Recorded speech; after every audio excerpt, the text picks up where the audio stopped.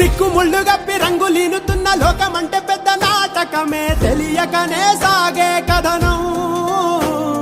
నీవు పెట్టుకున్న నమ్మకాలు అన్ని పక్కదారి బట్టి పోతుంటే కంచికి నీ కదలే దూరం. నీ సేతుల్లో ఉంది సేతల్లో చూపించి ఎదురేగి సాగాలిగా. రేపేటవులో తేలాలంటే నువ్వెదురు చూడాలిగా. ఓటు పోటు గుండె